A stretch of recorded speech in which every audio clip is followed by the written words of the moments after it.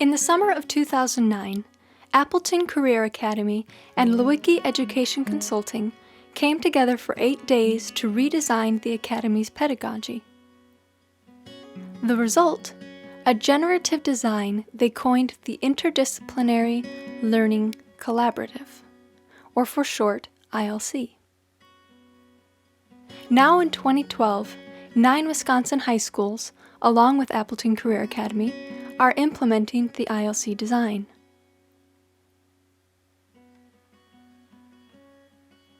To explain the ILC, it may be easiest to imagine you are starting a school that is going to adopt it. The first thing you'll have to do is wipe the schedule clean.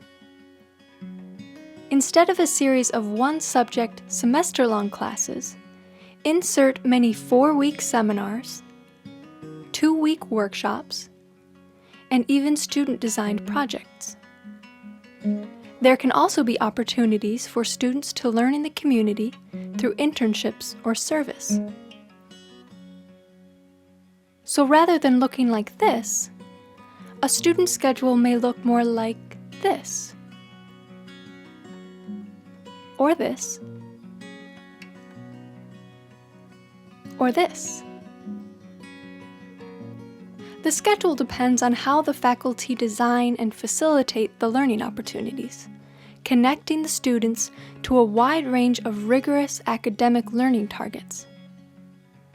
What remains consistent is the ability to create a customized, flexible schedule that allows for an interdisciplinary, collaborative, and generative learning community. For example, here we have a seminar. 3 faculty members have teamed up to offer an interdisciplinary course that is built from state standards in, say, math, science, and art. The ILC design fosters teacher-to-student as well as student-to-student collaboration. Students engage in group projects, peer teaching, and peer review. And as students bring forward new inquiries and ideas, teachers work with the emerging intellectual momentum and allow the seminar to evolve. For example, at Cam Perform in Wales, Wisconsin, a seminar was offered in color theory. For one of the seminar projects, students were to turn a generic doll into a superhero, drawing on color theory to create a certain mood, style, and persona. A student had an idea for the group to take the superhero idea a step further and self-produce a short play. The teacher agreed. The play was written by the group, directed by 2 students from the class who are involved in theater, and performed for the rest of the school at the end of the semester.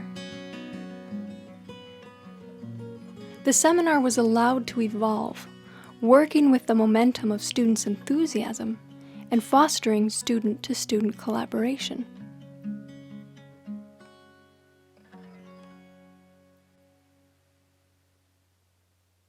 So getting back, because interdisciplinary learning allows students to learn multiple subject area standards during a single seminar, this efficiency opens up quality time for workshops, internships, and personal or group projects in which students can dig deeper into each subject. Or they can remain interdisciplinary as well. Through group projects and workshops, student collaboration is again fostered. Students and teachers work one-on-one together through individual projects and internships. Just as teachers work with learning momentum and allow seminars to evolve, the same scenario plays out in the bigger picture as well. Intriguing questions raised in one learning setting may spark an entirely new set of projects, workshops, and seminars.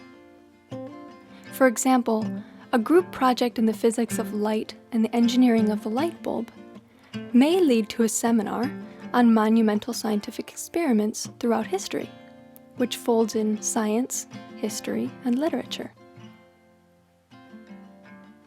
All parts of the whole interact to shape the learning as well. For instance, one of the film groups may use skills gained in the workshop to create a documentary about the scientific experiments they learned about in the seminar.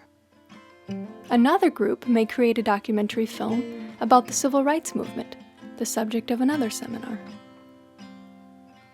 Finally, the local community, like an ecosystem, forms an integral part of the learning itself. A local filmmaker may run the filmmaking workshop. An art student may do an internship with a local gallery. A student may do an independent project in architecture, in which she consults with a local firm and its head architect. While studying the civil rights movement, students may interview local elders about their memories of that time. Perhaps they'll integrate the interviews into their documentary and give a copy to the local library. And local natural resources, such as public land and nature preserves, provide resources for hands-on learning and fieldwork in biology, geology, and ecology, to name a few. This list could go on and on.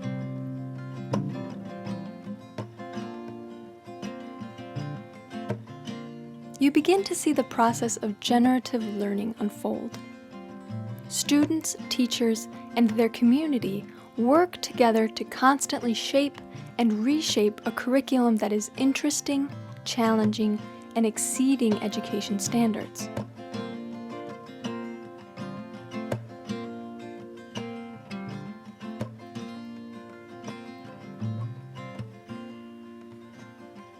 Collaboration feeds the generative experience of an ILC. Just like ecology, there is a natural progression of discovery and connections that takes place.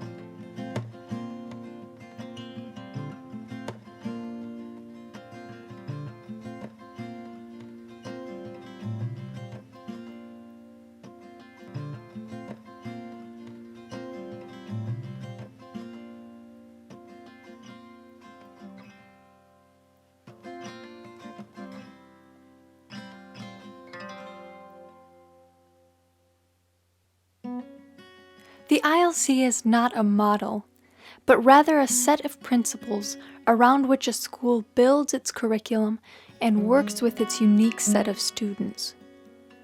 Collaboration exists on all levels: student to student, student to teacher, teacher to teacher, school to community, even school to school, as schools visit and learn from one another to gain insight, ideas, and to share best practices.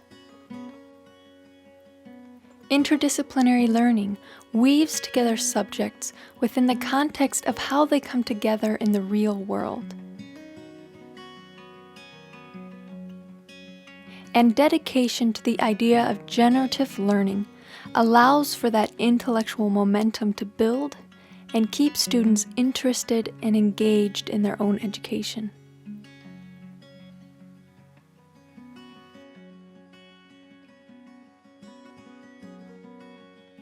In a world where adaptability, communication, and collaboration are so vital, the ILC strives to equip students with the skills they will need to succeed in our fast-paced, ever-shifting global community.